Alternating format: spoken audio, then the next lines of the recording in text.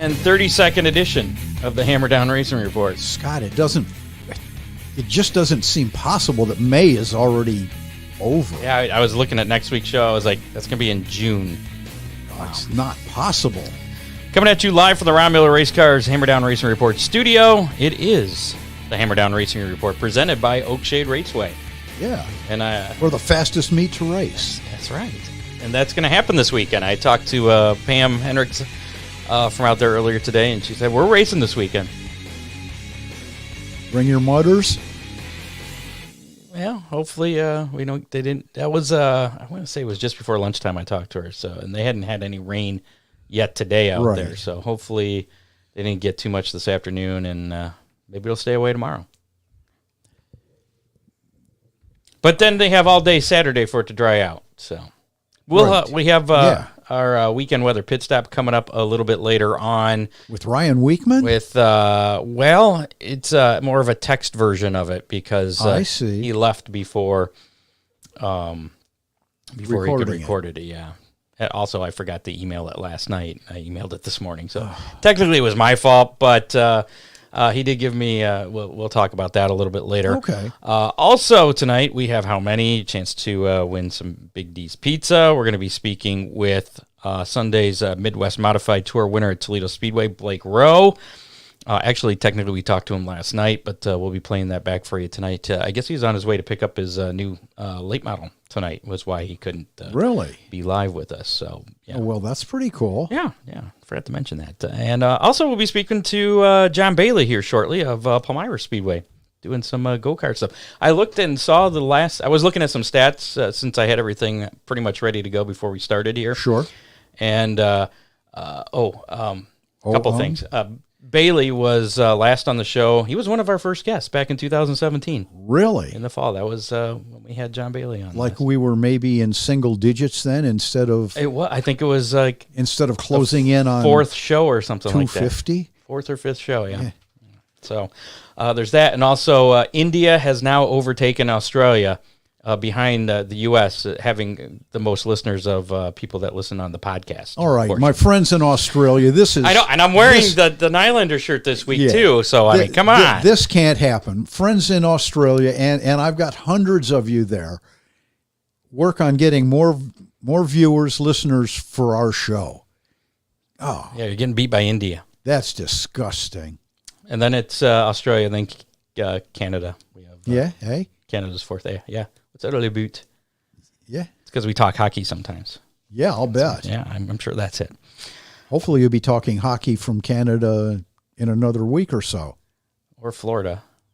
Yeah, one of them. Probably Florida. I think Florida's winning that series. Ooh, yeah. That'd be a whole lot better than Newfoundland. Yes. Yeah, and they got that weird time zone thing there. It was an hour and a half difference or half hour different. I don't know. Yeah, and halfway around the world from here. It's halfway to England.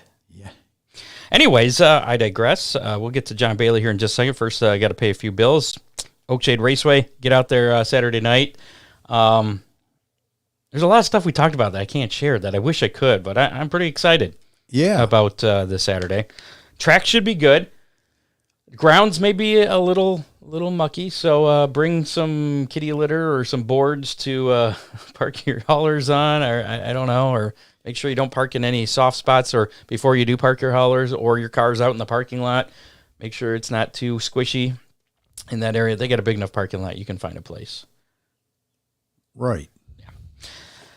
Yeah. Saturday will be the opener. Oh, we also have a Hammer Down Hotline playback. Really? Yeah. That reminded me of it. I already listened. It'll be a surprise to you. And I'd had to do some research and reach out to a few people to answer this person's questions. So this Saturday, Oakshade Raceway, racing at 7 o'clock, gates open at 4. We got late models, we got sportsmen, we got Dominator Super Stocks, and the compacts. Full show. Yeah, and just in case you missed the memo, Oakshade Bombers are not running. Nope, they're going to run the Super Stocks instead. That's right, the Dominator Super Stocks. Got to give a Same rules, more money. Shout out to Big D's Pizza, Subs, Ribs, Chicken, and more out there in Clyde, Ohio. Give them a call right now, 419-547-1444, or order online at orderbigdspizza.com, and you can probably get some pizza before we're done here. Could they deliver here? No. I don't think we could afford that delivery charge. They got the pizza burger, they got chicken chunks, I've got to have one of those pizza burgers. I think John was out there.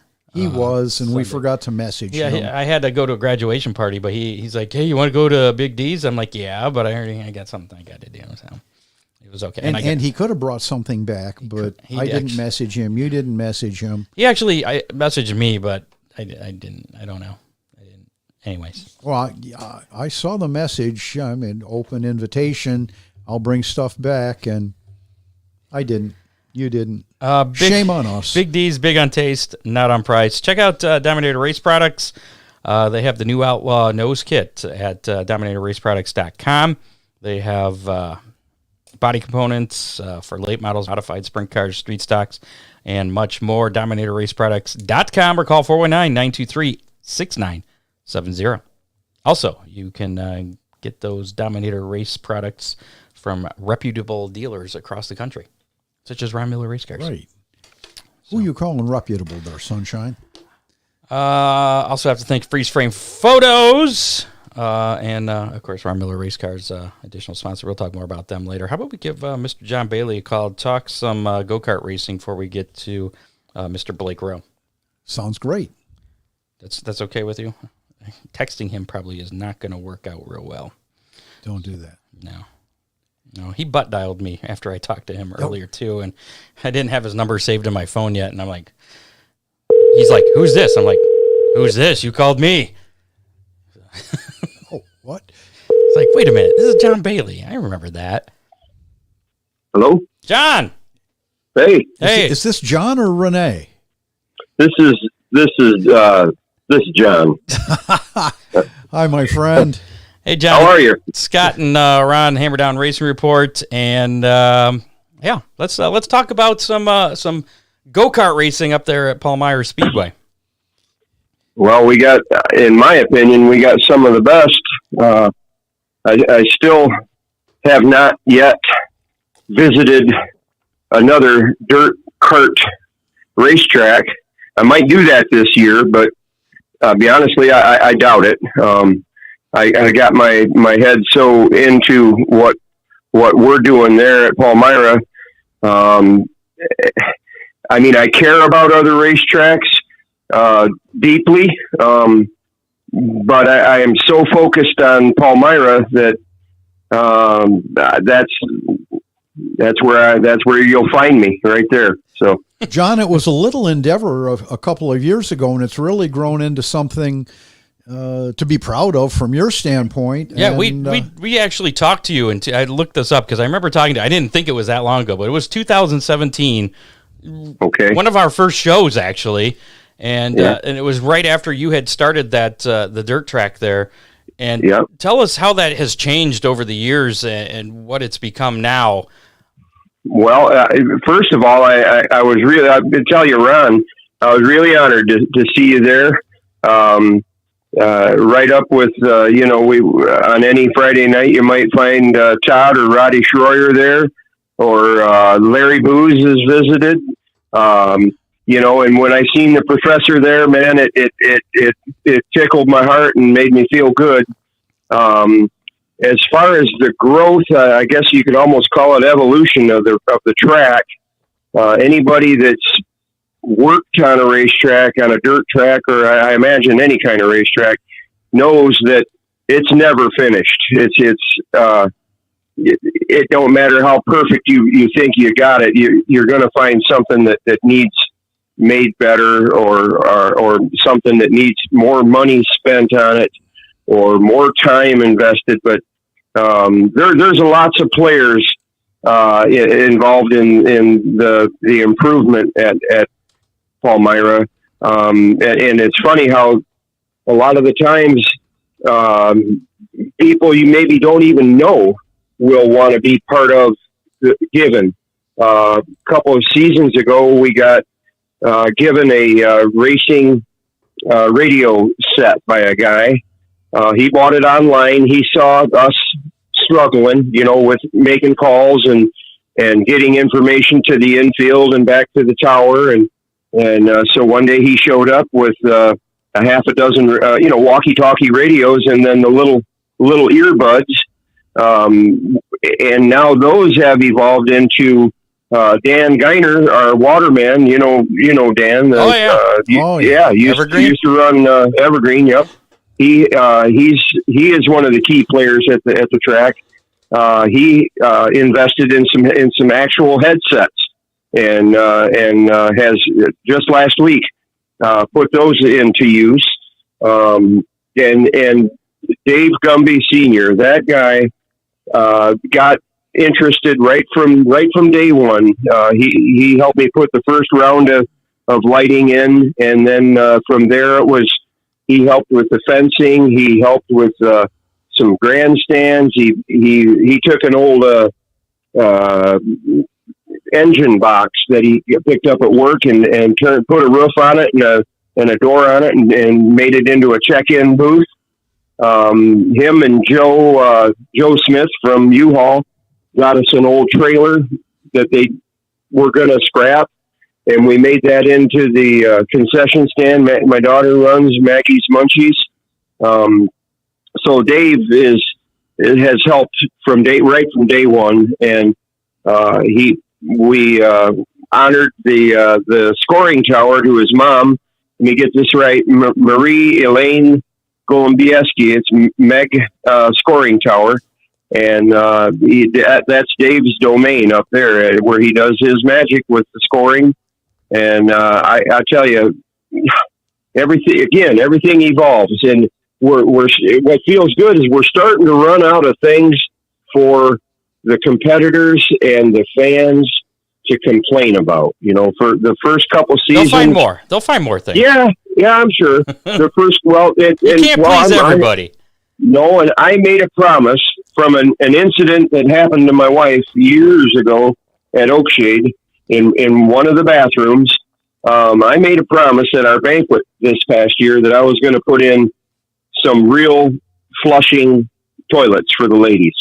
And I haven't got that done yet, but yeah. Well, I'm working on it. Okay. I'm working on it. I got the water well is in. I got to put in a drain field. So it's it's a step-by-step deal. But again, the people that have put in, I got a guy, Rod Moore, AJ Brady Excavation up here in Adrian, Runaway County. He's just a race fan. He loves racing. And this guy has done more for us in bringing in clay and helping with putting in a driveway. He created a parking lot for us. He did the grade. He set the grade on the racetrack so the water all drains down to one end, where we dug another friend of mine, Woody Reynolds, put a surge pond in the infield, and then we put 2 4-inch tiles from the track into the infield. So when it rains, my pond fills up, and I'm happy because I've got probably 20,000 gallons of free water sitting in my pond that we can spray back onto the racetrack.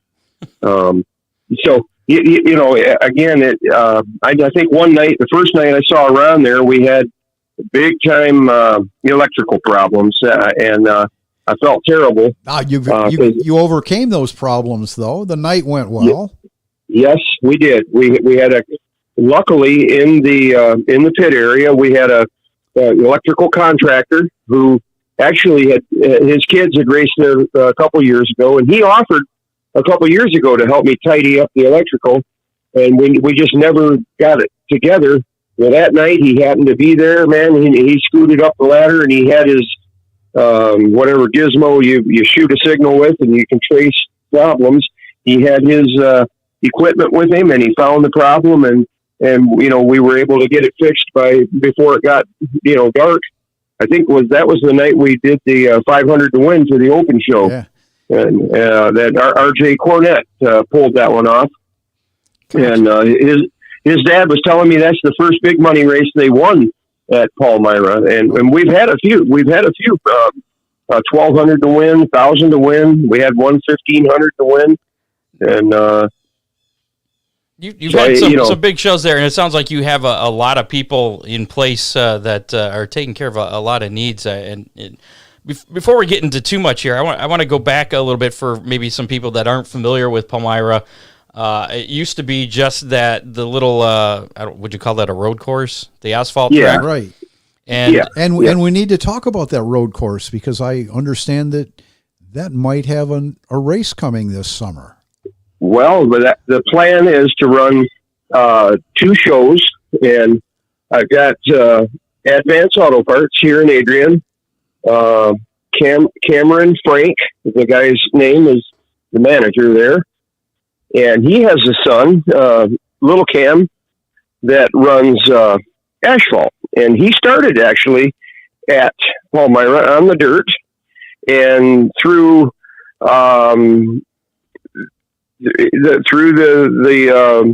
levels of racing, they figured out that their son prefers the asphalt racing, and Cam was telling me that he won. I think he's 7 or 8 years old. He won the Ohio championship for the youngsters on asphalt, and I mean this kid took to asphalt like no other. So they've been good to stay. Good to Advanced Auto Parts there in Adrian's been good enough to stay with us.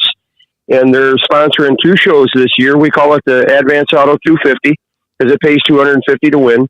And we're gonna do those shows on the asphalt track. I got some dirt guys not real happy about it, but are they gonna have to take the night off? That is it going to be a Friday night deal? Well, it's going to be a Friday night deal, but it's going to pay points. The asphalt track is going to pay points for the dirt series. Really? Okay. I mean, NASCAR does it, don't they? Don't they? Yeah. Okay. So why can't Palmyra? And there's a lot of kids that we're bringing along that have never been on that asphalt track, and so I'm hoping that maybe I'll start restart something that's old and forgotten, and maybe get back to where I could run a show once a month on that asphalt track.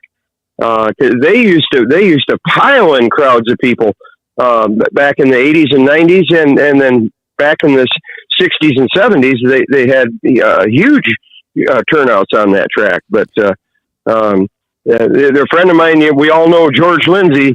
He one night he gave me a wink, and I'll never forget this. He said, "There's just something about dirt that people like." I was talking. He asked me the same thing. What's the problem with the asphalt track? And I went into my spiel, and George was standing there, and he looked at me and he winked and he says, "Well, there's just something about dirt people like," and he hit it right on the head. It's true. But the pavement track in its heyday had teepees in the area. Oh, well, yeah, we had the Wigwam. We had the Wigwam across the street. Right. They called it Teepee Town. And there was actually originally, there were teepees out in behind the Wigwam that were like little lodges where you could pull in off of 223, go into the main lodge, which was the Wigwam, get dinner and a beer and dance. And then I guess for $10 you could crash out and you could crash out and back in one of the little teepees, but that was way before my time, and I still Scott's know. Looking I know. A little bewildered. That sounds kind of cool, actually. Yeah. If you have a beer and sleep in a teepee, why not? Yeah. But yeah. So see, Palmyra's been there. So the racetrack was originally named Hilltop Speedway, and they built that place in 1959. And before that, there was one of Lenawee County's very first drive-in theaters was on that property from 53 to 57. Wow. And then Ron, where the dirt track is now, I do. There was once a dirt track there on that same location that I didn't even know that when I built that track. And an older gentleman friend of mine, Larry Heath, he asked me, where are you going to put turns 1 and 2? And I said, well, down on that end. He says, well, they're supposed to be down on that end. And I said, why? He says, well, that's where the original dirt track 1 and 2 was down there. And I said, well, what are you talking about? And he says, well, when you mow the field, don't you go over that hump? And I said, yeah, as a matter of fact. He says, that's turns 1 and 2. when he was a kid in the 50s, like 57, 58, he raced on that it was a circle. It was a perfect, almost like a perfect circle. And they had little, I guess, 2-stroke karts that they ran back there. Sure. So that was kind of a neat thing. And then on the asphalt track, they had a series, which I can remember in the 60s, of the twin McCulloch 10-horse chainsaw karts with two. I mean, that's man go-karting there, man. Two 10-horse chainsaw motors. And then I know in the 70s, the Michigan Corvette Club had a lease on that track, and the Corvettes ran on that little one car at a time. Yeah. They go out and race the clock, and so the asphalt track's got a ton of history. And I know I can't bring it back overnight, but I'm going to try to put some attention to it this year and get some karts back on that speedway and down what I call the long back straightaway. I mean, you can get going pretty gall darn fast. Man, you gotta have a kart that's really set up right, or have some really good brakes when you go into the first S corner. But I'm looking forward to it. But man, we're having so much fun with the dirt track. I just finished paperwork on that last week's event, and we had 27 youngsters and about 25 adults. So we had 52 families down there last Friday night. Pulled the night off without, I don't allow alcohol or marijuana on the property, or in open use. I mean, if you got a 12-pack in a cooler in the trunk of your car, there's nothing I'm going to do about it. But if you're walking around in the pits puffing on a doobie, I'm going to tell you, you can put that out now. And because the golden ticket down there is family, is getting those folks in there with their kids and their grandmas and grandpas and their moms, dads, uncles and aunts, and helping each other. And the crew that I've got, we've all been together this is our 6th year together, and we're finally running on all 8 cylinders. And we had a couple of rough years with growing pains and stuff, and no offense, Dan, but Dan wanting to do things his way, and me wanting to do things my way, and I've given up trying to run the whole show myself, and I finally accepted delegating responsibilities to Dave as our scorekeeper. Chad Stallsworth is a fantastic flagger. Grant Canfield is our fill-in flagger. He does a great job. I leave the track surface to Dan, and I'm telling you, man, last week at feature time, he had that track 99% perfect. It had tacky from the pup show to the end of the feature. It was a good track. Had a kid, Davey Miller. He's some kind of runs M&M go-kart bodies in somewhere Indiana, I think. Uh-huh. He won the one of the box stock shows. I noticed he chimed in on Facebook and said, fast track, good food, plenty of kids, nice family atmosphere. I'll be back. So when you that's like getting a compliment to me, that's like getting a compliment from Kyle Busch or sure. Kevin Harvick or somebody, which we don't have them guys walking the paddock yet, but maybe someday we'll get, maybe we'll get Matt Crafton to bring his daughter up there, or something, it could happen. Yeah. And, I don't want to run out of time here, but I want to get to a couple other things. Okay. That's good. The last time I was there, the track, I think it was the first or second year I was there. The track was pretty small. Yep. It was narrow. I've seen pictures. Yep. It's super wide now. I mean, yes. And the like you said, everything that you got the tower now, and so much has changed. I mean, you got a lot going on there. I mean, like you said, I guess it's kind of hitting its maturity, and you got big crowds. What classes you have? What kind of prize money? You mentioned some of the bigger shows. I mean, those are some pretty good prize money. And also tell us about how some of these kids, if they're interested in getting into go-kart racing, how they can get involved. Yep. I got to share this one with you. I had a guy, and we all know him. I'm pretty sure one of the Oakshade Brotherhood, Perry Cox. Perry ran at Oakshade, and then he drove a push truck for a couple of years. He called me this morning at 7:15, all excited because his son Colton, who is 7 years old, hangs out with one of the kids in Morenci, plays t-ball with a kid named Hezekiah Russell. Yep. And Colton, racers. Yes, sir. Hez won the inaugural Little Pup Championship last year. And Perry called up and he says, we were eating dinner last night and my boy mentioned that he'd kind of like to get a go-kart and race with Hezekiah. And it was so cool for Perry to call me at 7:15 this morning, totally excited about this. He went out, got a go-kart, and he wanted to know what the rules were for the Little Pup division, which is the youngster 5, 6, 7, 8-year-olds. They have to run a 79cc Predator motor, which is 3.5 horse with a governor and a red restrictor plate. They can maybe go 15, 20 miles an hour. Okay, on a 1/10 mile track, that's fast enough for a 6-year-old. Yeah, that's faster than your go-karts at the place where you go and pay $5 or $6 for 3 laps. Yep. We've got right now Hezekiah Russell. We've got Jesse Jones. He and his brother Blake are mentoring Ezra and Jay Jones, a couple of they're Blake's boys, and Ezra, and then it does a fantastic job. We've got Scott Goodlock's little boy Stefan.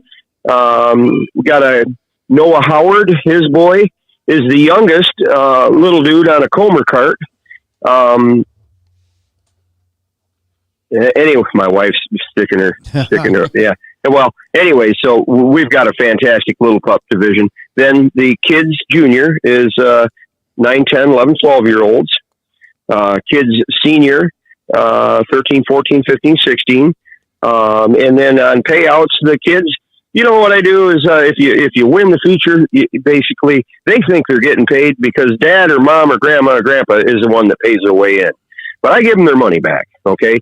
So if you win the feature and you got a 10-year-old and he comes in, he gets a really cool sticker and he gets his money back.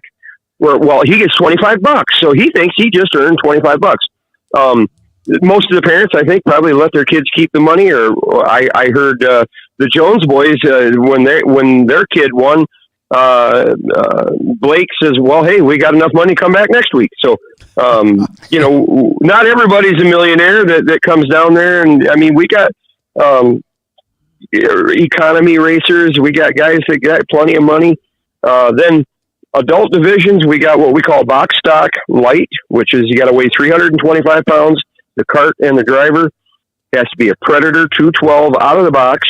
The king of the hill down there is Steve Rowe, the 42 late model guy from, Steve. Yeah, we've had him on the show before. Okay, and well, he's got a nickname down there. We call him 3 in a row because he started winning, and because of Steve's success, I decided if you win 3 features in a row, on your 4th race, you're starting in the tail. Okay. We tore his motor apart. We couldn't find nothing wrong with it. He's got a perfectly well set up kart.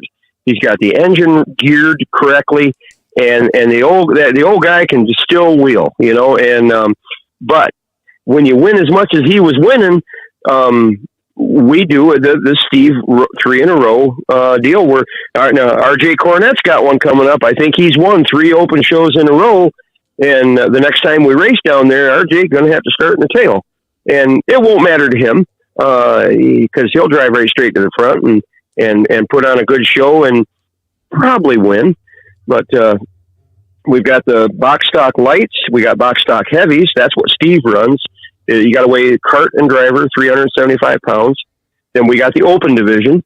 Then we have what we call stock appearing, which is you got to weigh 350 pounds. That engine, when I'm standing there 4 foot away from that motor, it has to look stock, okay?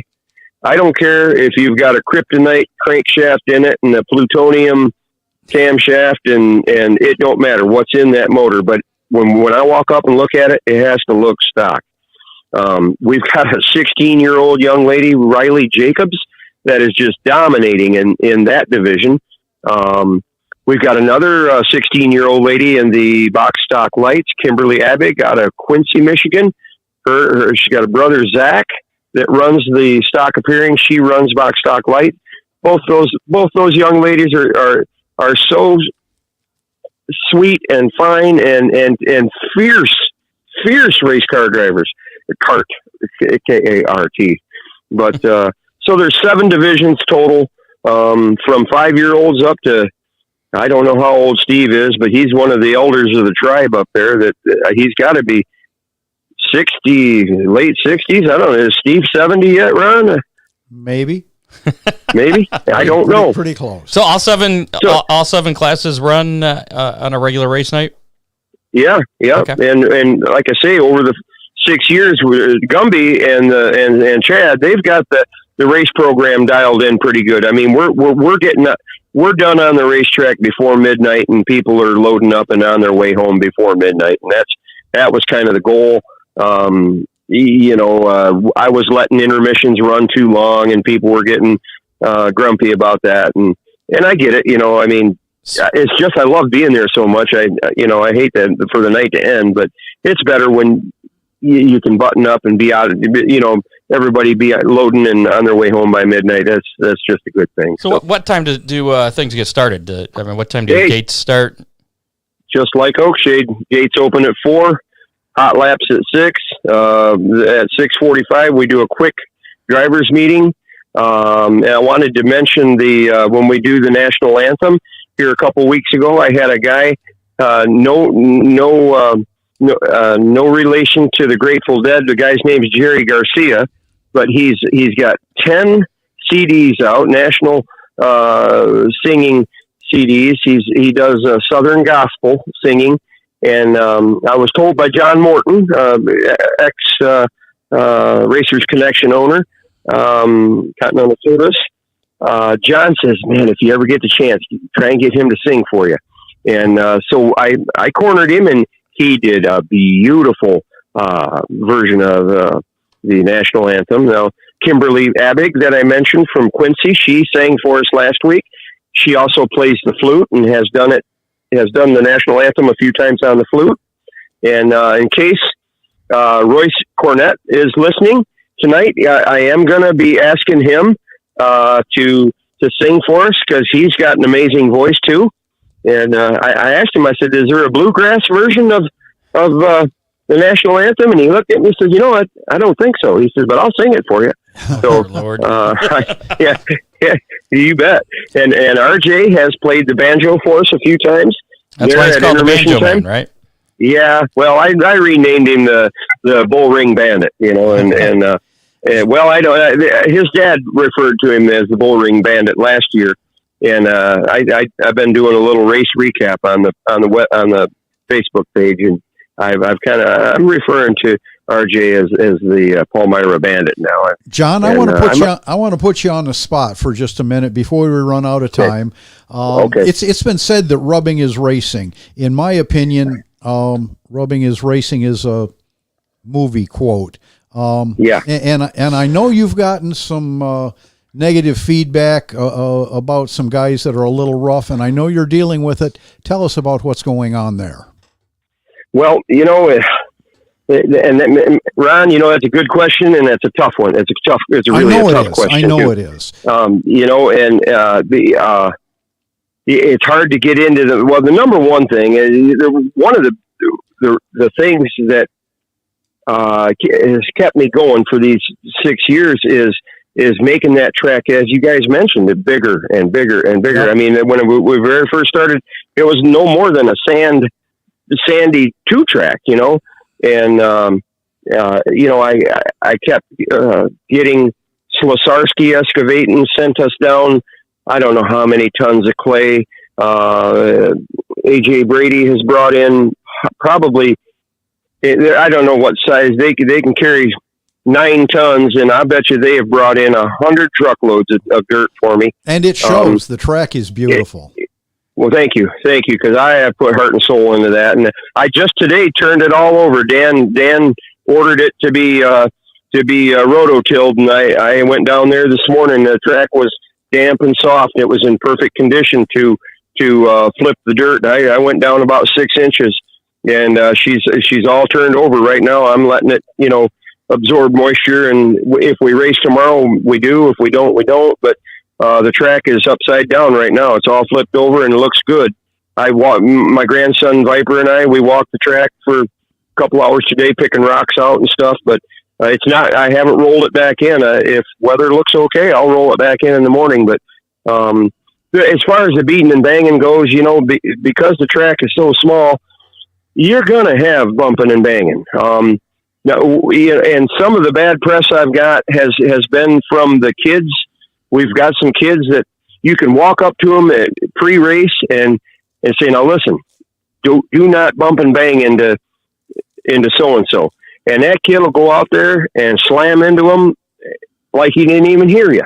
I didn't do that. No, but you can get frustrated easily. My flagger Chad has done a great job with the youngsters. The youngsters actually is coming along pretty good. We've got some grown-ups down there that, we had an incident a couple weeks ago where we had 3 guys trying to get on the same piece of racetrack all 3 of them wanted the middle line coming off of turn 4, and only one of them got it. And one of them got spun out, one of them got run over, and the other one got the spot that he wanted. If it was a bigger track, I think there'd be less contact.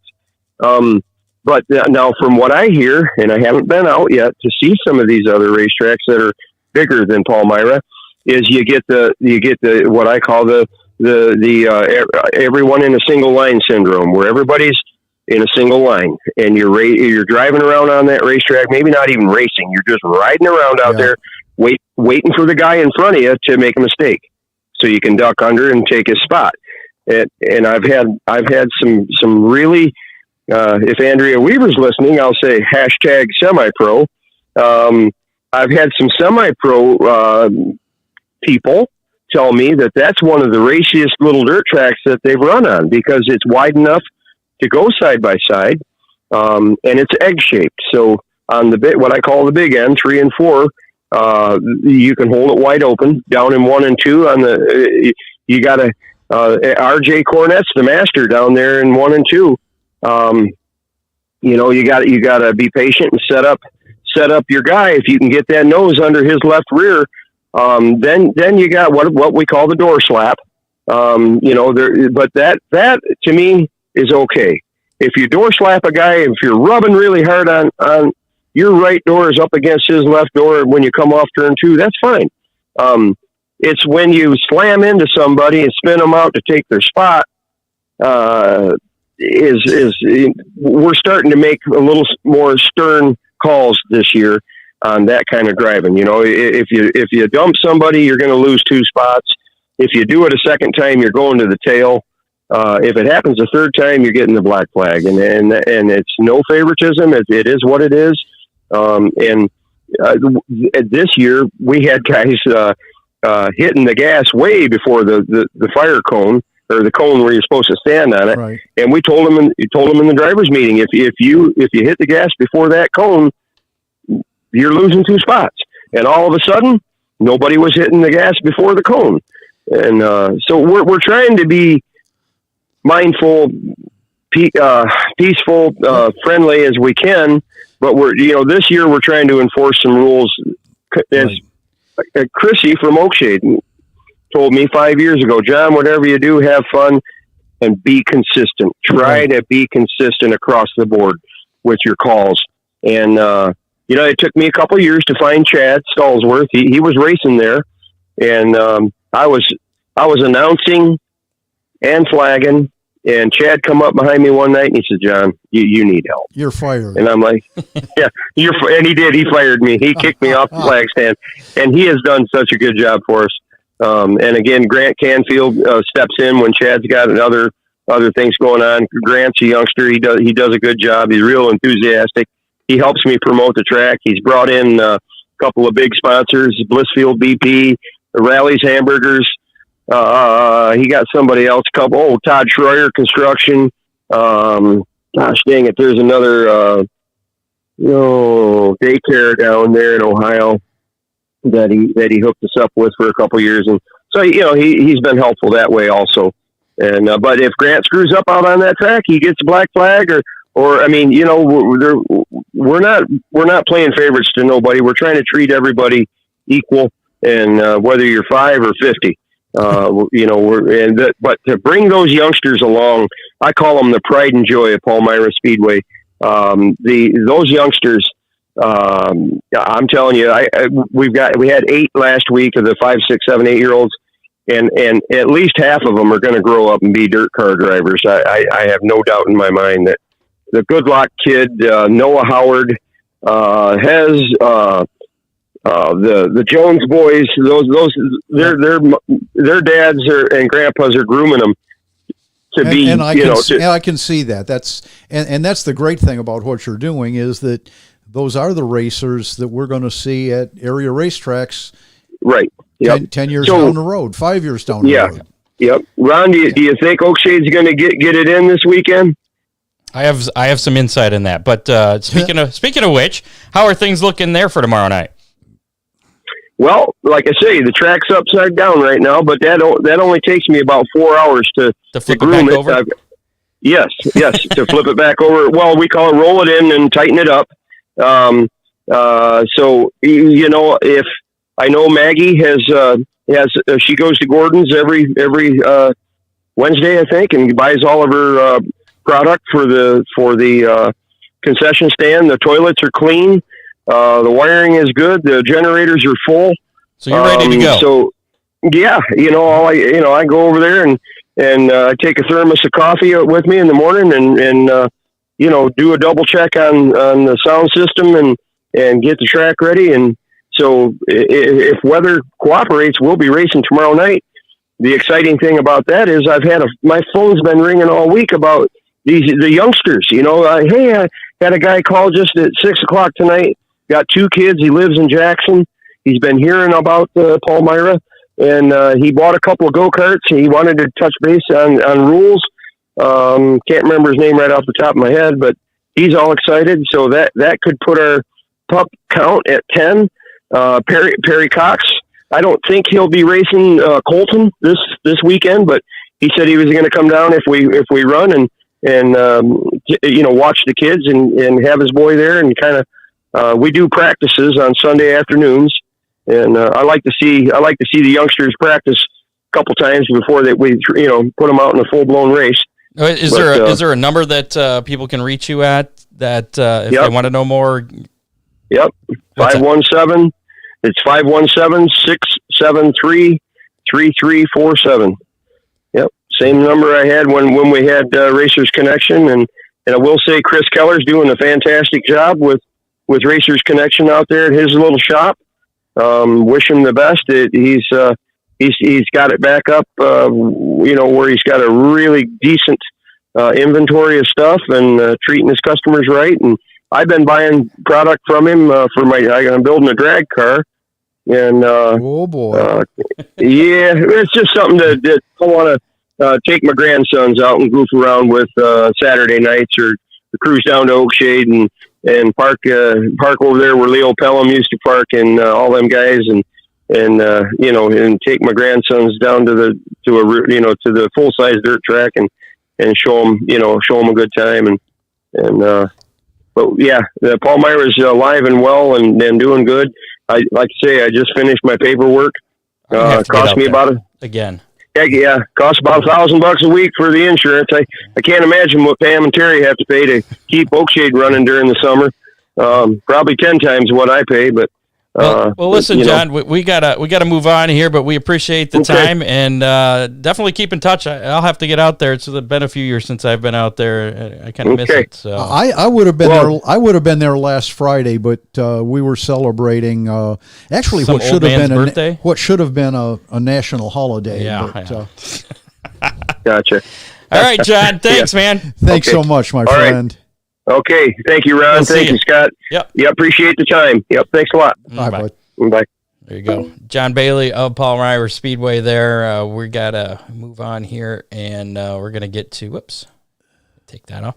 Get to Blake Rowe, the Midwest Modified Tour winner at Toledo Speedway this past Sunday. First, before we do that, though, a little bit of racing roundup, some action from last weekend. ARCA Raceway Park, of course, hosting the World of Outlaws, right. Matter of fact, and I believe that was our how many question for last week, so we'll have to see who the winner is of that. I think there was a tie. I think we're going to have to spin our Big D's pizza wheel for that. But there was no tie for the in-studio guest. No, there was not. That's another story. Actually, I think we both lost. Could be. Caleb won that, actually. I think. Anyways, Kyle Larson was the winner Friday night, 410 sprints out there. It was his 25th World of Outlaw win. Brian Sabetto won the 305 feature. Also Friday night, Lima Land, Jared Horseman won the NRA Sprint Invader feature. Gabe Mueller, Bomber/Superstock champion last year, picking up the Thunderstock win down there at Lima. And Todd Sherman picking up the win in the Modifieds. Saturday tracks, pretty much all of them were rained out. Oakshade, Fremont, Sandusky, Montpelier, Flat Rock, and Eldora. Everything was rained out there. Toledo Speedway, though. They were wet. Yeah. Toledo Speedway Sunday, though, they were in action, and our guest we'll be talking to you momentarily, Blake Rowe, won the modified feature. Andy Harding picked up his very first feature win. I read that was 13 years of trying, something That's like that. it. Yeah, picked up the late model sportsman feature win, and Randy Padgett Jr. Won the factory stock feature. Tezos All-Star Circuit of Champions Friday night was rained out at Wilmot Raceway as they were over in Wisconsin this past weekend. Bill Blaylock won at the Plymouth Dirt Track. Our guest last week, Justin Peck, finished 8th on Saturday. And then Sunday, Hunter Schurenberger picked up the win at Angel Park Speedway, and Justin Peck finished 2nd. So he's getting close. So. World of Outlaw action, other World of Outlaw action. Of course, we mentioned Kyle Larson picking up the win at Attica on Friday. Saturday night, they were at Sharon Speedway. Actually, they weren't. It was rained out. So Attica was the only action the World of Outlaws had last weekend. Late models, though, for the World of Outlaws. Max Blair picking up the win last Thursday night at Bloomsburg Fair Raceway. Friday night, Dennis Erb Jr. made his way to Victory Lane at Marion Center Raceway. And Jared Miley got the win Saturday at Port Royal Speedway. All in Pennsylvania. Yeah. Lucas Oil late model action Friday night at 300 Raceway. These guys over in Iowa. Tyler Erb picking up the win there.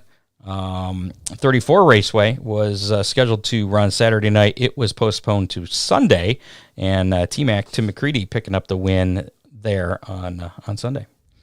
And, of course, in NASCAR action, we'll get to the Cup action last. We'll start with the trucks on Saturday. Stuart Friesen picked up the Speedy Cash 220 win at Texas Motor Speedway.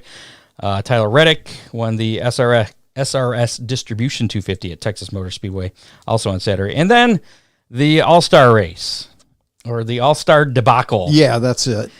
At least the end of it. And it wasn't a very exciting race, really. Ryan Blaney picked up a controversial win on Sunday night, and it wasn't controversial from his standpoint. He responded because the deal was they threw the yellow flag for a caution that shouldn't have really been a caution on the very last lap, and since it's the All-Star race, even though he's taken the white flag, it doesn't matter because you have to take the checkered flag, otherwise they're going to do a green-white checkered, and Blaney, I guess, thought that he won because he had already taken the white flag, and he was like 300 feet from the finish line. Right. They threw the yellow for an unknown reason. On the backstretch, he took his window net down, and then they're like, the race isn't over. And then he struggled to try and get his window net back up.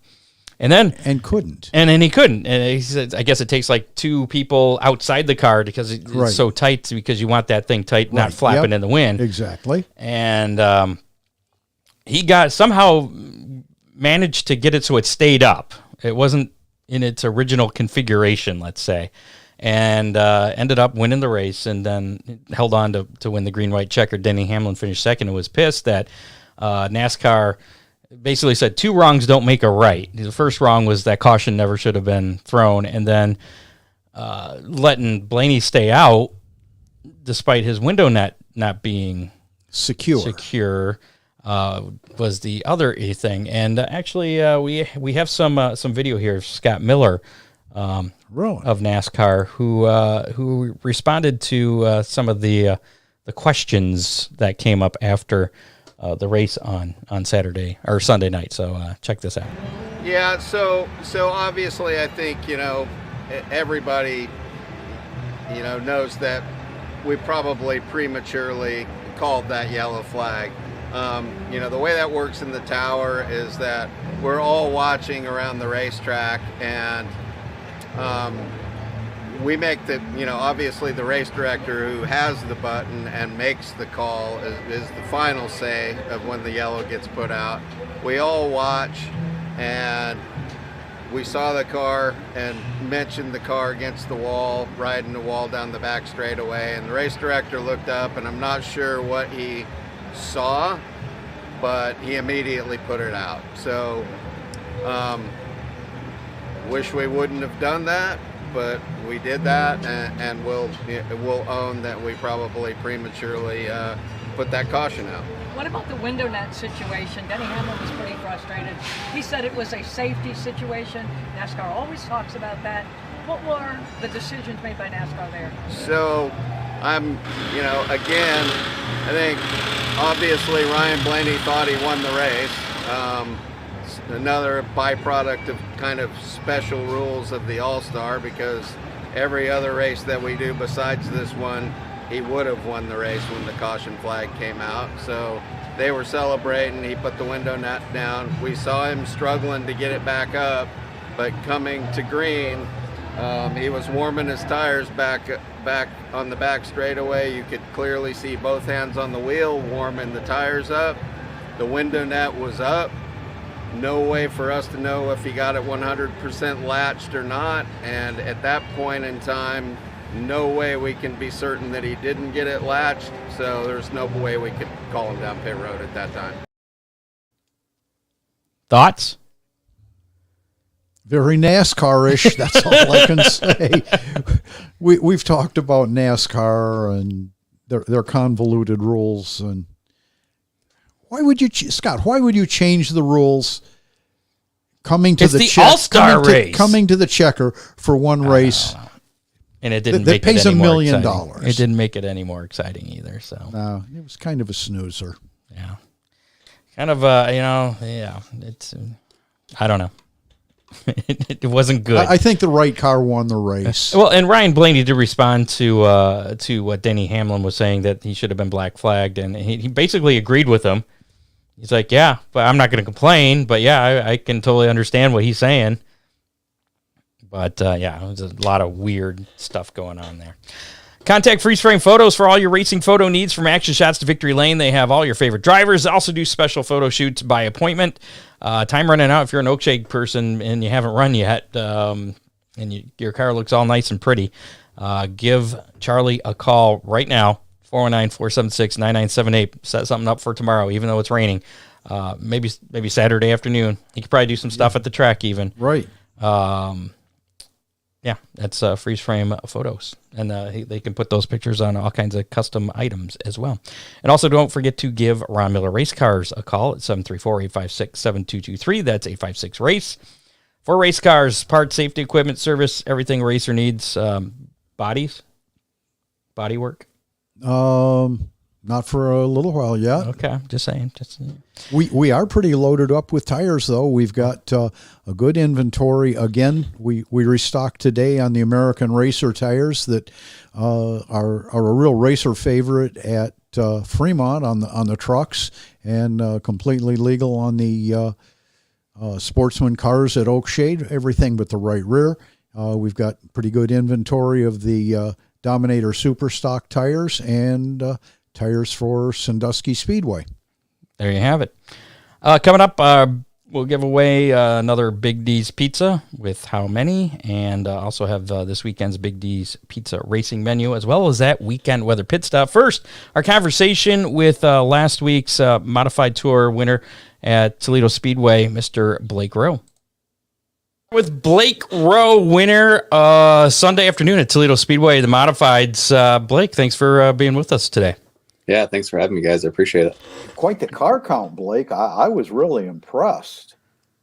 Yeah, the Modifieds do a good job, man. There's a ton of them in the area. I was actually a little surprised we didn't have more of them. I kind of figured we'd be running an LCQ before the main, but I think there was 22 of them that showed. And I think one or two of them may have dropped with engine issues, but yeah, it was a good car count. A lot of really good cars.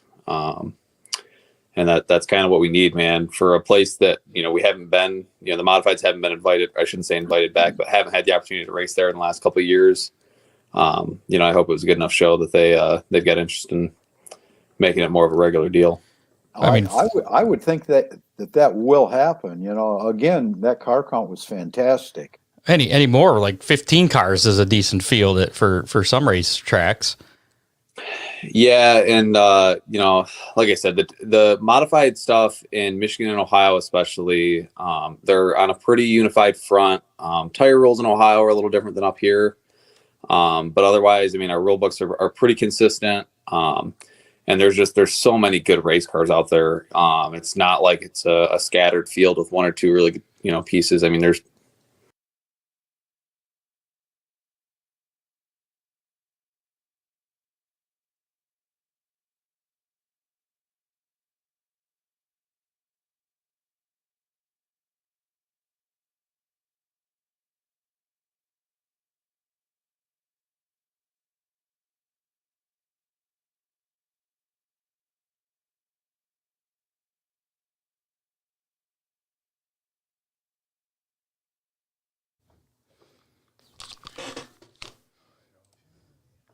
Ron doesn't hear anything. I don't hear anything. Apparently we're having some technical difficulties. Let's see if we can... it made everybody disappear. Every racetrack you go to has got probably a handful of them that are really, really beautiful pieces. Almost show cars over race cars. So this is your second consecutive win. Your last win coming in last year's Glass City 200 and the CRA late model portion of that. So you've got your modified win. You got your late model template body win from last year. What do you attribute your success at that track to? Probably pretty good race cars, man, honestly. I really enjoy the track. We've run well every time we've been there. The first time we went was 2016 with our modified, kind of a last minute deal. And it was my first full year modified racing. So it was more or less an opportunity to get our feet wet down there. And, we'd only put 2 tires on it. We're just trying to be humble about it. And we raced Brian Nestor for the win. So, that was a pretty cool intro to it. We went back in 2018 and didn't fare quite as well. We ran 4th or 5th type of thing. But I think Dixie, which is a racetrack up here, it's Bertrand Speedway now, and Toledo have a lot of similarities. And I really enjoy kind of the characteristics both those tracks bring. They each are a little bit one laned. They definitely have a preferred groove, but if you're willing to charge and maybe set up passes a little bit differently than you would at a 2-groove racetrack, it fares well for you. So I think a lot of experience up here at Bertrand's probably helped me at Toledo. I think one of the reasons that Toledo tends to be one groove is just that it's so fast. Yeah, absolutely. It's super fast. 3 and 4 is very different than 1 and 2, which is, the same way Dixie is up here. Much more flat. It's a, very stretched entry. But you got to get right down and paint that yellow line around there, man. It's crazy. If you miss it by 2 feet, you feel like, you're on 300 lap old, just totally worn out rags versus if you get your lefts right down there on that yellow line. The thing almost just feels glued. You can just hammer down, corner exit type of thing. So it's a very narrow racetrack on that end of it. So, I think you have to be a relatively spectacular race car through 1 and 2 to set up all your passes down the backstretch, to earn that preferred groove into 3. So now you led most of that race, so you didn't have to do much passing. No, yeah, so the way the Midwest Modified Tour does their lineups is fast time will draw like an invert window, if you will. So it may be an 8, 10, or a 12, and then say fast time were to draw an 8, the top 8 were to draw for their starting spot. So I pulled a 2 pill. So we started second, and I led the race from flag to flag, but although we didn't have to pass any leaders, there was a ton of lap traffic. The last, it felt like eternity. I mean, somebody could have fooled me and said it was a 100-lap show with how it felt in the car trying to run from Trevor Berry. But yeah, we had to pass and drive through a lot of lap traffic. I think we lapped up to 6th place or something. Yeah, how hard is it to hit your marks for 50 laps? And you have Trevor Berry, who closed in. He was right on your back bumper there with just a few laps to go. It's difficult, and I had a rather hard time hearing my spotter Sunday as well. I don't know why. I think there's something wrong with the harness in that car, because he's the same guy that spots me in my late model, and he's crystal clear. I mean, him and I.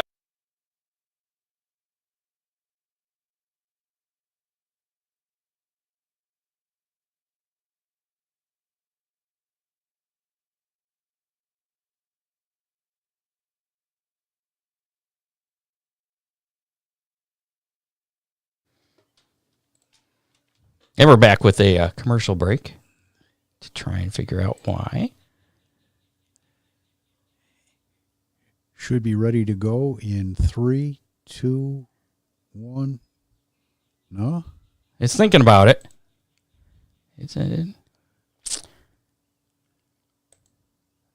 This is not making me happy. Which one are you? What do you mean, which one am I? Well, Happy was one of the 7 dwarfs. Oh, all right. Well, I guess we're going to have to get back to that there. We'll leave that playing there and see if it comes back. And while we try and get that to work, it's playing off of an external hard drive, so I'm wondering if we got some issues there. I blame Ron on that one for it's my fault. The engineering fail. Some quick news from the world of racing. As a matter of fact, we got an update from Fremont Speedway. Remember we were talking last week about the dirt truck disqualifications, and I heard back from Brian on Friday. They still hadn't reached a decision what they were going to do at that time, and that's why I hadn't heard back from him. And let's just put this down here for now. And what happened is pretty much what you said. We had the trucks of Jeff Babcock and Dave Gumby, first and third. They failed the post-race inspections. They were disqualified for being in violation of the track's division rules. Sean Valenti was declared the winner, and the purse was adjusted, or will be adjusted, for all drivers, with Babcock and Gumby having to repay their prize money back to the track. Also, Babcock's track record that he had set earlier that night, that was scrubbed, giving the track record back to Jamie Miller, who had set it the week prior. Yeah, it is what it is. It is. Scott Dixon will start on the pole of this weekend's Indianapolis 500. Buddy Kofoid is going to be running a USAC midget on asphalt at Lucas Oil Raceway Park tomorrow night, carb night. So that'll be pretty cool. He's good in the midgets on dirt. I don't know that he's run on the asphalt on the dirt. Well, he looked good in the truck when he... And he looked good in the Silver Crown the first night he did that until he flipped it. That's it. So, yeah. Well, there's that. Wasn't his fault. Trackhouse Racing announced on Tuesday a program called Project 91, which will be a third NASCAR Cup Series car that'll be entered for international drivers from other racing disciplines who want to compete in NASCAR. Trackhouse Racing will field the 91 Chevrolet at least once this season, with plans to expand the program in the future. I think I saw that they're planning on doing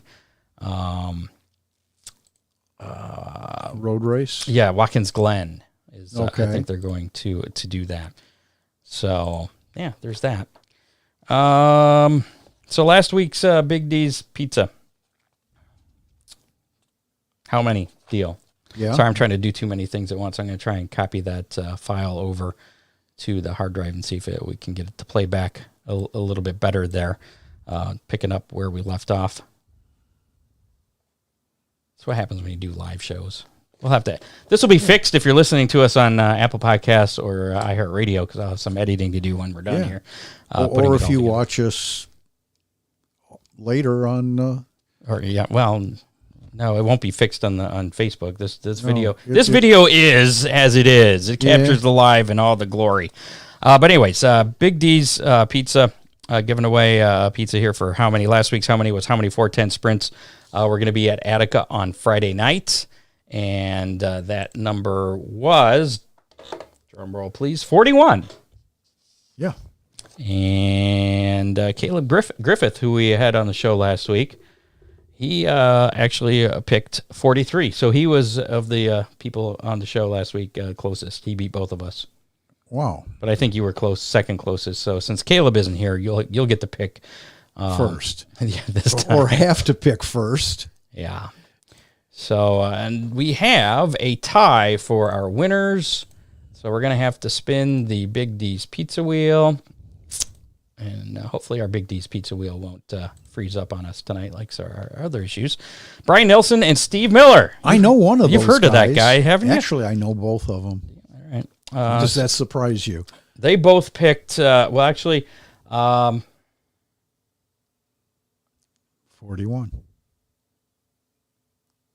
Now Scott froze up.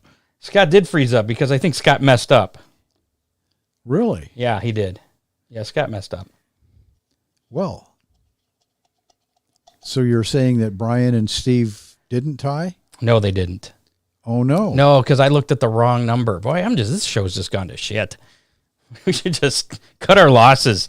No, because I looked overtime. I looked at Caleb's number at 43, and then I went and found the winning numbers, which were, Steve picked 42 and Brian picked 44. So they were on both sides of Caleb's guess, right, and not the 41. So actually, Steve Miller's the winner. So I apologize, Brian.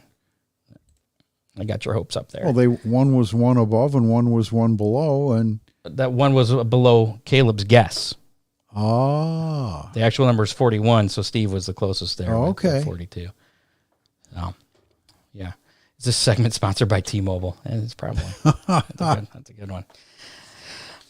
So this weekend's Big D's Pizza Racing menu. I'm going to turn this over to you while I work on our interview here with Blake. If you want to go over the weekend racing. There you go, Friday night. Can you handle that? I don't know. I hope so. Starting with Friday, May 27th. Is that the one? That's it. Forest Park. Yep. Tim Hogan Park Carpets presents the 24th Annual Memorial Cup. NRA 360 Sprint Invaders, $2,500 to win. UMP Mods, Thunderstocks. Gates open at 5, racing at 7:30. Adults at the gate, $15. Attica Raceway Park, True Alpha Wealth Management, Steinley Chevrolet Buick and Clyde Mid-Season Championship. How can it be mid-season championship? I was thinking that too. Yeah, double points, 410 sprints for $4,000 to win. UMP Late Models, $2,000 to win. 305 sprints, $1,000 to win. Gates open at 5, racing at 7:45. Adults at the gate, $18. Saturday, Flat Rock Speedway, DTS Drivetrain Specialist, Joy Fair Memorial. What a super guy he was.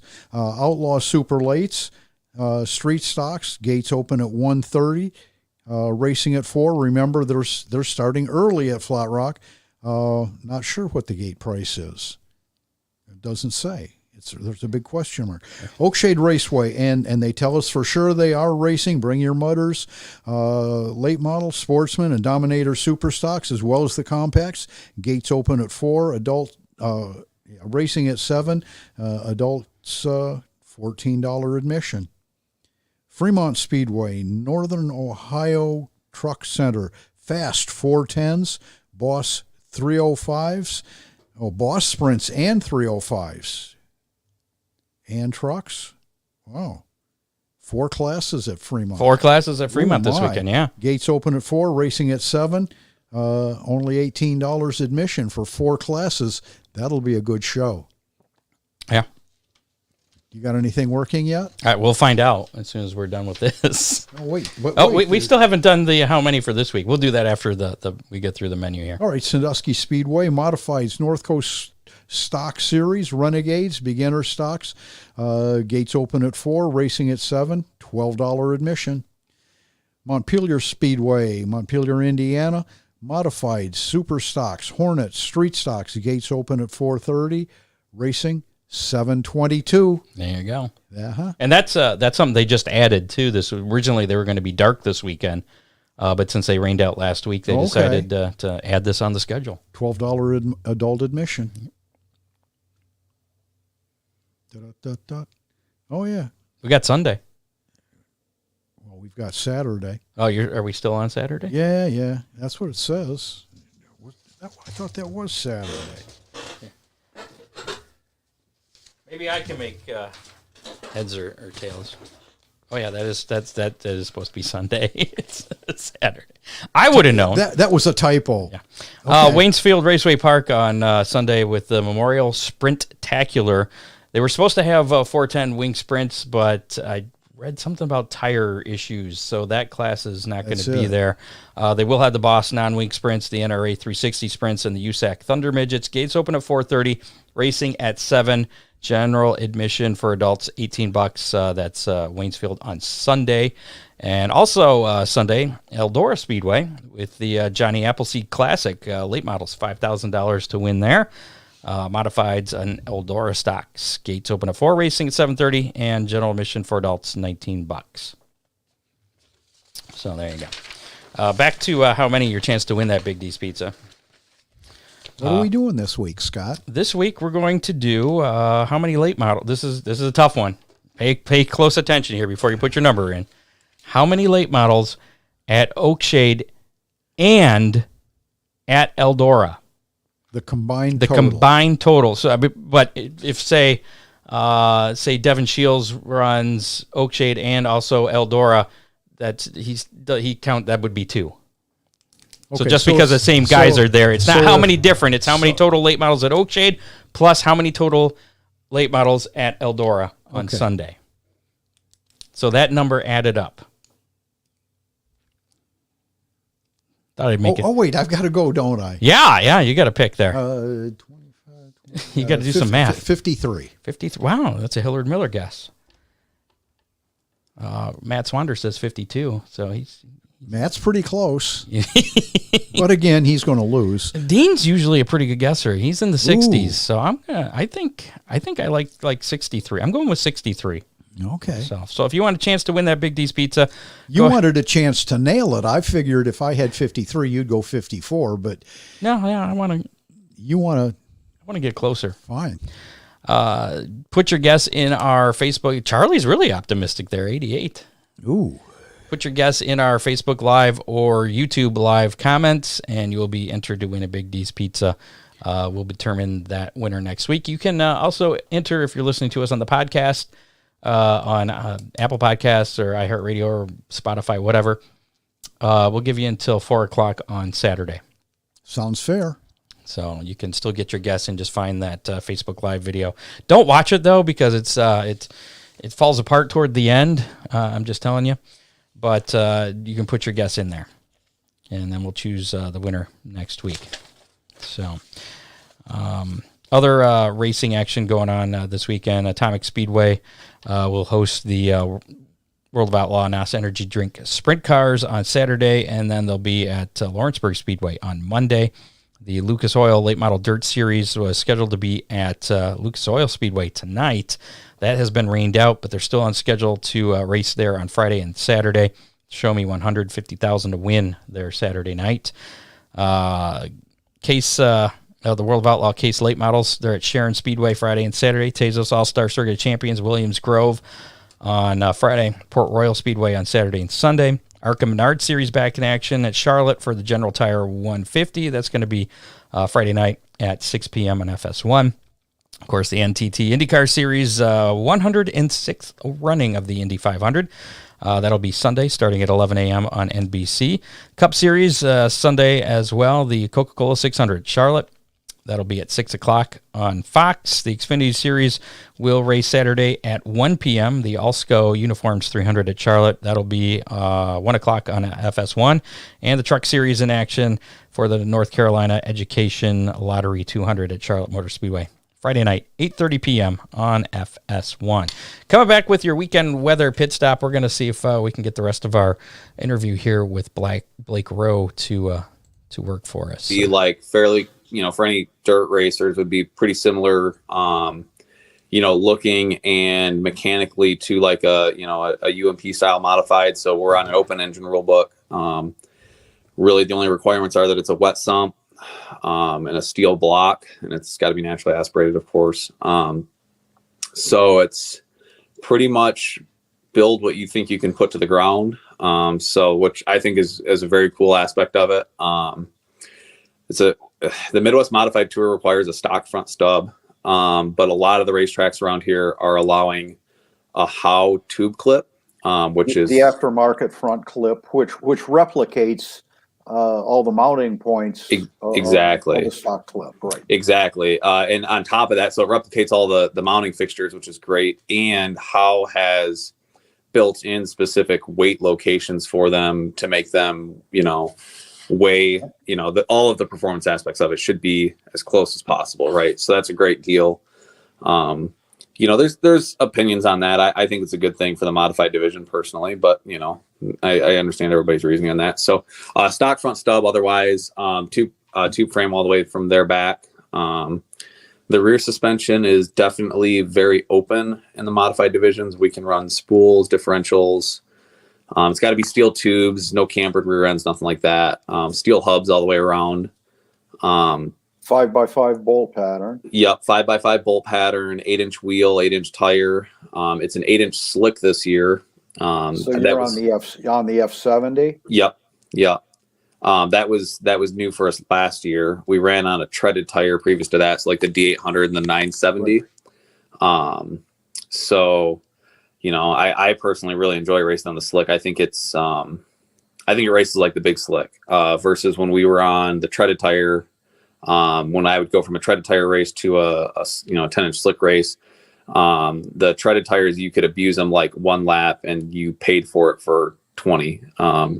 They were not a tire that you could be aggressive on, whereas the slick, you can almost pound them into the ground every lap. I understand that F70 is fairly repeatable. If you, because of tire shortages, need to run them a couple of weeks, they don't fall off as much. Yeah, so tread wear is never an issue on them, which is a good thing. I mean, I've never ever heard of anybody wearing one out. But as a sticker, they're definitely fast. Anytime after that, in my opinion, they fall off. Yeah, so they fall off from a sticker to, like after the first night. After a heat cycle. Yeah, after a heat cycle. But then I found that, like, I'll practice on 150 lap old tires. Like a 50 lap tire or 150 lap tire, in my opinion, as long as you haven't just like totally blistered the snot out of it or really destroyed the tire, like they're a good piece. I'm holding on to a couple sets right now that are like pretty lapped out, if you will, but they still look pretty good because it's not like we can buy tires to, not that we need to buy tires to practice on every weekend, but sometimes like if you were, to cut a sidewall or stuff like that and you don't have anything, you're kind of a sitting duck. So I'm holding on to stuff this year that I wouldn't have previously. But I think they're a really good tire. I enjoy them. Again, we've been talking about it, and the tire issues could jump up and bite us this year. So you're probably very prudent in keeping an inventory of usable tires. Yeah. I don't know where the whole situation is going to go.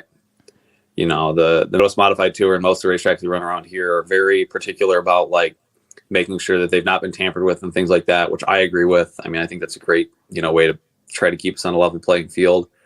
But I know that there's racetracks that are like trying to allow you to like do whatever rejuvenate do what you the have tire. to do to race. Yeah. So, if if somehow things get completely spun out of shape, yeah, I mean, we don't want to be sitting without anything. So, right. You know, all right. Let's shift gears a little bit away from the fascinating tire talk. I know Ron really likes to talk about the tires, but let's look at the beginning of your career. You started off in quarter midgets, and then you actually jumped into a full size late model sportsman at the age of 14. Yeah, it was something like I guess probably 14 would be right. But yeah, we quarter midget raced. I started when I was 6, and my younger brother and I did that for a long time around the Midwest. Had a lot of fun with it, and I just flat out got too tall. I couldn't fit in them anymore, so we had to do something. So we went stock car racing up at like Owasso, and we did that for a couple of years. Had a lot of fun with it. Probably overextended our stay 1 year. We were racing for a championship the second year and came up a little bit short, and we just felt like we wanted to get that pretty bad. So we went back a third year for it, and we won it. That was a pretty cool deal. You even got a feature win your rookie season at Owasso there in 2013, and of course rookie of the year. And I think you second in points that first year. Yeah. So we were rookie of the year and second in points that year. And then our first year we were rookie of the year and second in points. Then our second year I think we finished second as well. Dumb mistake on my part early in the year. I had won a feature, and driving back to the tech areas where I was supposed to be going, pulled into my pit slab. And like, as soon as I got there, realized like, oh crap, this is not where I'm supposed to be. Backed out, went through tech, and like nobody had seen, I shouldn't say nobody had seen it, 'cause somebody had seen it. We made it through tech. None of the officials had seen it, or if they did, they didn't say anything. And they cleared us of tech. And afterwards, the tech man at the time had come over and asked me when we were loading the trailer, like, did you stop at your pit stall? And I said, yeah, I stopped here. Immediately realized that's not where I was supposed to be. And can't, I mean? Like, I was honest with him about it. I wasn't gonna lie to the guy over it, because he clearly knew. And he was like, well, we don't have an option but to take it, take the win from you. So that cost us the championship the second year. So your honesty cost you the championship, huh? Yeah, I mean, like, do you feel bad about it? Did I feel bad about being honest over it? Yeah. I mean, like, I was pretty frustrated that like I was as honest as I was about it, and then they still took it from us, because it was like, I feel like if we were trying to do something that we weren't supposed to, I would have, lied right to the guy's face over it. But it is what it is. That stuff happens, and I was like, 15 at the time, so in this day of phones and cameras, somebody was videoing it anyway. I mean, it was what it was. I mean, we were all pretty, upset over it. But I mean, when it all came right down to it, I was the one that drove there. So what do you do? And so that was ultimately why we went back the third year, because it was like we totally lost that over something that was like we were in my opinion, we were the championship car that year. We won like 5 feature races, set fast time like every night. I mean, but there was no way to make up that deficit when the guys we were racing against were like averaging second and third place finishes, So so we stock car raced a couple years up there, and then we went modified racing after that, and I've been doing that for a long time since. Yeah, you got the modified in 2015, and it sounds like you had immediate success in that as well. Yeah, we won our second. We finished second in our first feature race and won the second one. And that was the year we were chasing the championship up at Owasso with the sportsmen. So kind of pulled double duty there a couple times, which was cool. It was really cool, but it was like eye-opening as to how different the cars were, because I felt really comfortable in the modified, and then I'd jump in the sportsman and feel like I was, a fish out of water. And that was a car that I probably had thousands of laps around that same racetrack in, so that was kind of crazy. But the cars were 800 pounds different. I mean, hundreds of horsepower away from one another. So, it was kind of a cool deal. It was really up and down for our first couple modified years. It's a tough division. The cars are tough to drive. I mean, I was learning a lot about setting them up, driving them, all of that. So it was kind of a lot, honestly. We were probably in over our heads, is the truth of it. Well, I had a lot of horsepower on an 8-inch tire. It teaches you throttle control. Yeah. If you're not capable of, like, picking up on that in a hurry, the cars will be miserable to drive.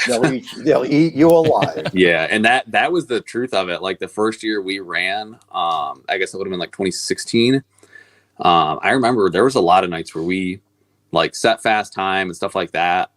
And it was like, dang, we got this thing rolling, And yeah, I mean, we had a great, like, 10-lap car. I mean, that thing would put down laps, but it sucked like 40 laps into a show. I mean, it was horrible to drive. So, you got to be pretty precise with what you do behind the wheel.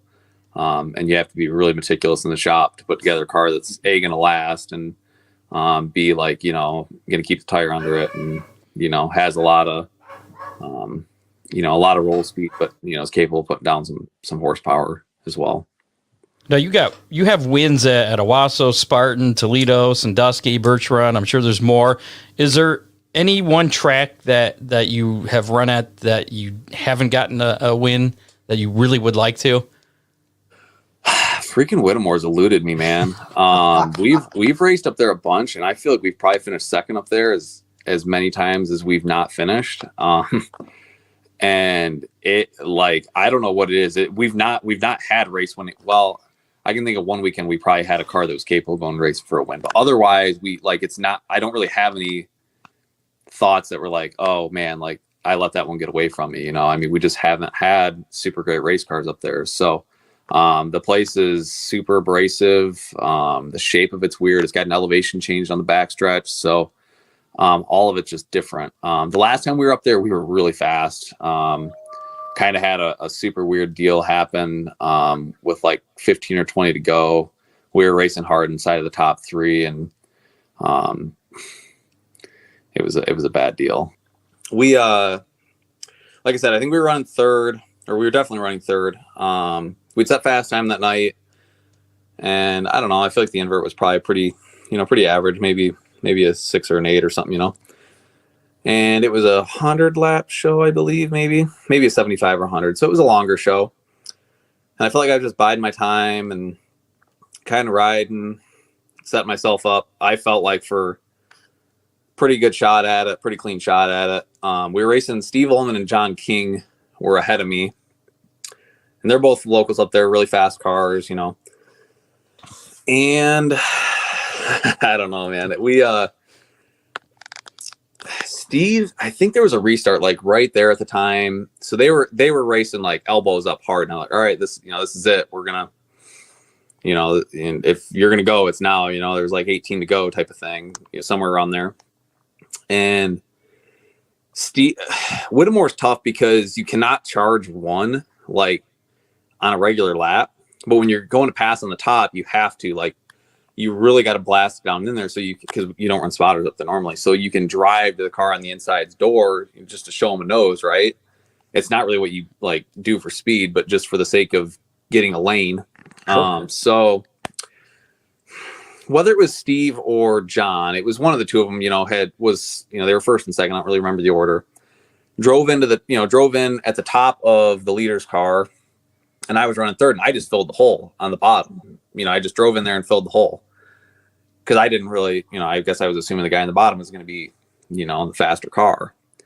And whoever was up top had just turned back down the hill to, they weren't going to make the lane type of thing. So I had just stepped out of the gas because I wasn't there enough to take his position. So I stepped out of the gas, and the car behind me ran me over. And I didn't spin out or nothing. I mean, we kept going. It literally just felt like a chain reaction of like, oh, I checked up, the car behind me checked up, that's like super normal in modified racing. Well, like 2 cars behind me had spun out. I shouldn't say 2, but it was like 2 cars behind me. One of them had spun out, and they called me on it. And I was like, the officials did? They called me on it. Yeah. They sent me to the back over it. And I was beside myself. I was like, I checked up to keep from wrecking the car in front of me. I can't hit their brakes for that. You know what I mean? Like you wrecked them with your back end. Yeah. I was kind of like, and it, like, I swear to you, it wasn't like I stood on the brakes and like got jacked up and, was 20 miles an hour off the pace. It was nothing more than a place in the racetrack where you would typically be tipping into the gas. I had to blurb for a second type of thing. And they had sent us to the back over it, and it was kind of like, you know. You're still upset about it. Oh, yeah. Yeah. It is what it is, you know, at this point. So they sent us to the back over it, and we, I don't know. I guess I elected to keep racing. I don't even know why. I've got to the point anymore in a situation like that, you know.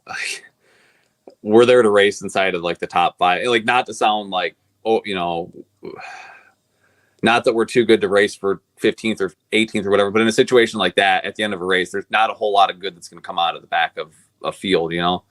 So we elected to stay out, and I learned the hard way. There's not a whole lot that's going to come out of, you know, good that's going to come out of the back of the field. And there was like 3 cars that wrecked on the next restart, and we got caught up in it, and we were all torn up at the end of the night. I mean, the car was spotless before that. We got just KO'd.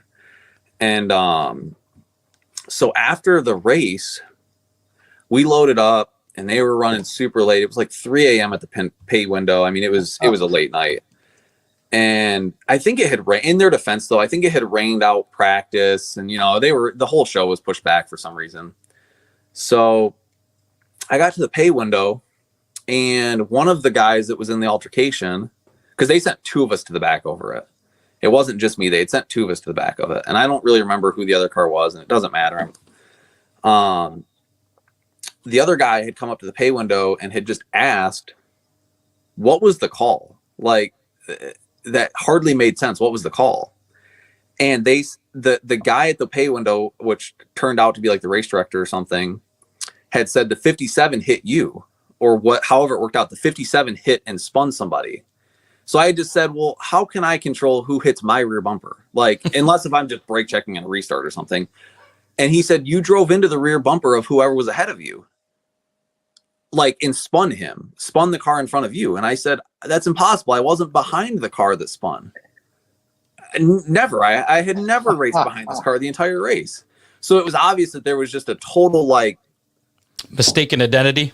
Well, yeah. So that's an innocent, like, okay, I guess it could happen type of thing. But then another guy had come over from the racetrack. Because I guess like there was like 18 officials or something. I don't know. I feel like I'm maybe going too far into this, but another guy had come over later that was also involved in the call, and he had got all up in my face over it. And I was literally just sitting there waiting to get paid. I wanted to go home. It's 2 hours from home for us. So it was like I was literally pulling in the driveway when the sun comes up, and he's getting all in my face over it. I'm like, dude, he was saying something about like, if you don't like it, don't come back. And he said, well, I don't plan on it. Like, I have no interest in coming back. We finally agree on something. So you have the modified, but you still have the stock car, the Temple Body stock car, which you won last year at Toledo. Are you still running both of them? I mean, what's your plans for this year? The rest of this year, I should say. Yeah, so we are running both of them. It's probably going to be like a 50-50 split in our schedule. We've been doing a lot of template racing at Berlin Raceway. They're the only track in the state that runs the super late models regularly. And they've got a really great program over there. We enjoy it. So we're doing a lot of that. That's where I'll be this Saturday racing. Not super certain if we're going to commit to the full schedule yet. I'm trying to, but it gets busy. There's a couple times this summer that get really busy if we try to commit to it. So I think we're gonna probably keep doing every show we can, and if it's just looking like, you know, points aren't falling we're just not running well enough for a points, you know. I was gonna say a lot of guys we talk to, how the points go kind of help determine what happens as well. Yeah.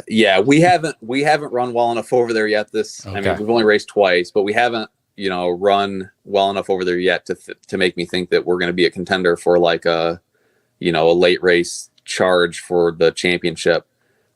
We finished 4th opening night and 7th the last race we ran. So, not super great. And their qualifying points pay exactly the same amount as their race points do. So, I think it's a great deal. It's cool. You know, it definitely puts a lot of pressure on qualifying, and that's something that we have not done well traditionally with this car. So I got to get the slicks figured out, how to, learn how to fire them off better and just qualify better in general. So, truthfully, the reason we race over there, I guess, so much more so than like trying to follow the CRA Super Series is they've got two really big paying shows over there. So Money in the Bank's coming up the first Wednesday of June, I believe.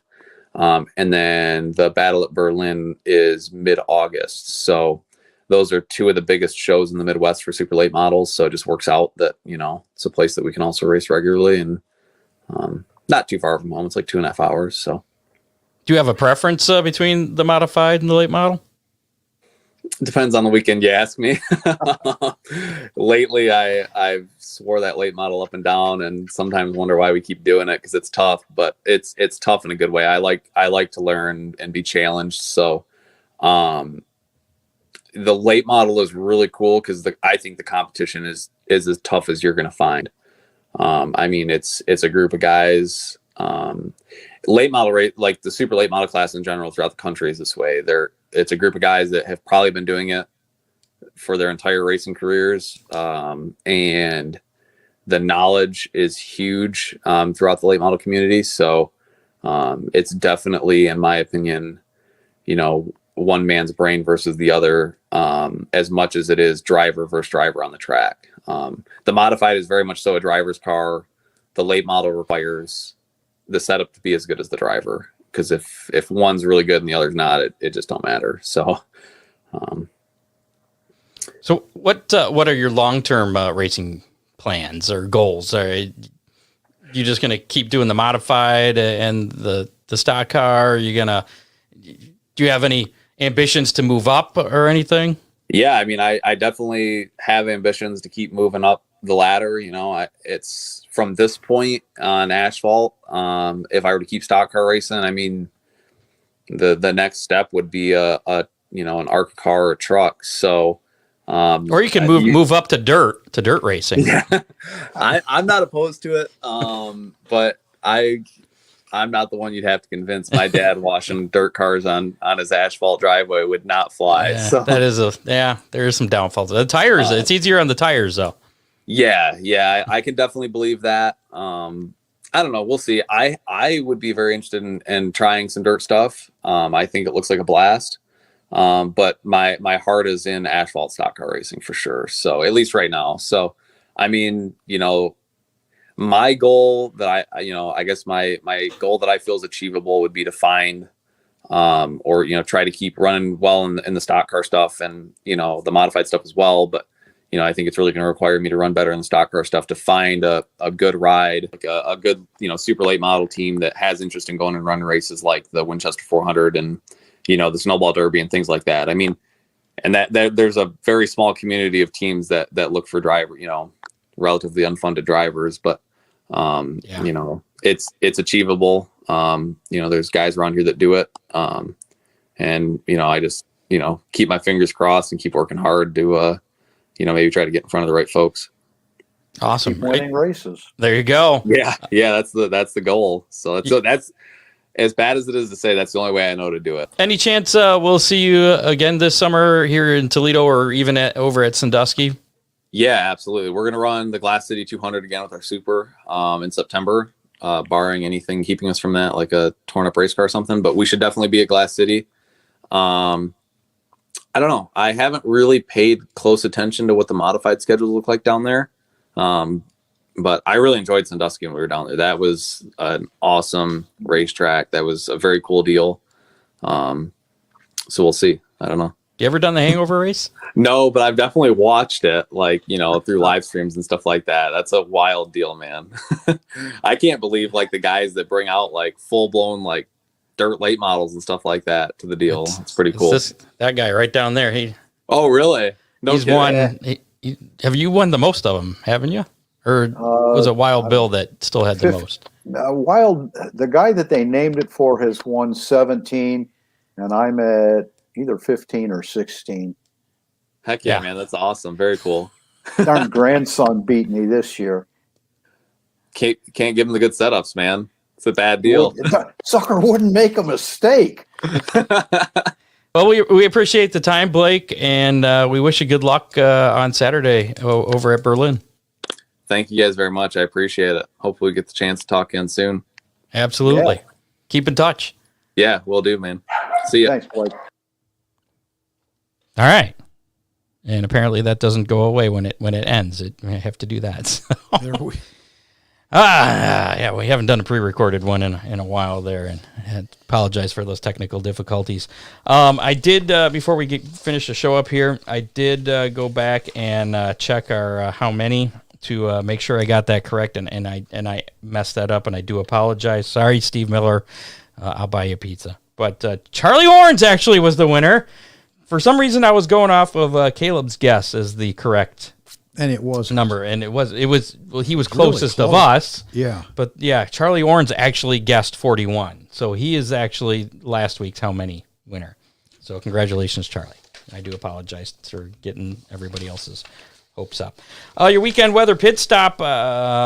This is the quote from Ryan Weekman. He had already stepped out of the office by the time he read my deal there. But this is it. You ready? Races Friday will be tricky because of rain. Weekend stuff will all be fine. There's your quote. Dave Kemmer's got a quote for you, too. Fast on Dirt at Atomic is canceled. Tomorrow, yeah. Don't forget the hotline. I'm not forgetting the hotline. How does John know about the hotline? It's still on the list. We mentioned it earlier. Yeah. That's why John is one of our producers. Speaking of which, thanks to Dave Kemmer, associate producer, and I changed them to contributors. I gave Matt Swander a 30% raise, though. Did you? Matt Swander, one of our contributors, John Young, Doug Dock, Bob Stasek, and he's the one that hooked us up with one of our guests next week's show, which I'll tell you about here right now. As a matter of fact, next week on the show, we're going to speak with Jonathan Martin, who is one of Tony Kanon's spotters at the Indy 500. That'd be really cool if TK wins. Yeah, that'd be something. And he's also a CRA racer, and I'm not sure if he is or was an engineer on Dale Jr.'s Xfinity team. So I'm sure he's got a lot of interesting things to talk about. I'm sure it'll be... Maybe we should go back to a one-person interview show next week. I don't know. Yeah. We'll see. Maybe we'll squeeze in a weekend winner. But that's next week, Thursday night here on the show. We won't have any of the technical difficulties we did have tonight. We do have a Hammer Down hotline to play back for you. We did get a call here. If you want to call and leave us a message, send us on a wild goose chase or a story to track down, 419-318-3081. That's 419-318-3081. Call that number anytime, day or night. All tips are appreciated. Yeah, you can even text it. If you don't want to call and leave a message, you can text a message to it. And I believe we get those too, yeah. Oh, okay. Yeah, 419-318-3081. It won't be as fun if you text if you don't if you text and don't leave a message. Yeah, that's what I'm trying to say. So here is our Hammer Down hotline for this week. Hey guys, was wondering a little bit of info about the weather, seeing as how things keep getting pushed back with closures because of Mother Nature. Was wondering historically, what is the latest each of the local tracks have had to start because of weather issues, like the beginning of their seasons, because rain after rain after rain always seems to hit us right on the weekend, and it's really kind of sucking not having much by way of options. So I know you'd have to do some research on it, just wondering what it was. Well, I did some research on it. Did you? I did. I reached out to, let's see here. I reached out to Jerry, and the latest he can think of Lima Land starting is Memorial Day weekend. That would be now. Which would be this weekend. And, well, they've already got 2 races in, so this is not their latest start. But getting races in early in the season is usually important for them because their season only goes through the beginning of August. Right. So it's a pretty short season. They shut down early. Talk to Pam. That's actually why I ended up talking to Pam out at Oakshade. They used to start the 3rd or 4th week in May. Right. Yeah. And they were thinking that this may, since we've gone to the April start, that this may be the latest. We could be in record-setting territory. This could be the latest we've started at Oakshade. Reached out to Brian Lisky. The only thing he could think of at Fremont was when they started in June in 2020 because of COVID. but it wasn't because of rain though. Count. So that probably doesn't count. So, and then I also reached out to Scott Schultz, who said that Flat Rock lost the first 4 of 5 shows, and Toledo the first 3 of 4 shows in 2002 due to rain. But other than that, he couldn't really think of any late starts. But back in the 60s and part of the 70s, he said tracks around here typically ran Memorial Day weekend through Labor Day. It wasn't until, the 80s? Late 70s, mid to late 70s, the 80s, where they starting a little earlier. Now we're starting to run later into the season as well. We are, and some of us enjoy it. Yeah, well, I guess that global warming isn't all bad, is it? It's climate change. It's not really global. Yeah, whatever. Make sure to like us on Facebook, follow us on Twitter at Hammer Report, follow us on YouTube, listen to us on your favorite podcasting platform. We're on all 692 platforms. I don't know, I'm making that number up. Still pulling that out there, but we're on all of them. And if we're not on one that you frequent, let us know and we'll fix it. There you go. Check us out at hammerdownracerreport.com. You can contact us through there. You can also listen to the shows on there. Everything you need to know, hammerdownracingreport.com. Make sure to rate and review us. Share us with your friends. As soon as we wrap up here, again, we apologize for going a little bit long tonight. Thanks again to our sponsors. A little bit. It's just a darn good thing I ate dinner. Yeah, I was thinking that. Oakshade Raceway, Big D's Pizza, Rambler Race Cars, freeze frame photos, and Dominator Race Products. Get out to a local track this weekend. Get out to a few of them. We got a 3-day weekend. Yeah. At least a lot of people. I can't say everybody does. So that's it. I don't think there's any Monday races though. Not around here. Ooh. Oh. Find one. Okay. We're out. We'll see you next Thursday. Bye, folks. You have been listening to the Hammer Down Racing Report, available on demand on iTunes, Google Podcasts, Spotify, or your favorite podcasting platform.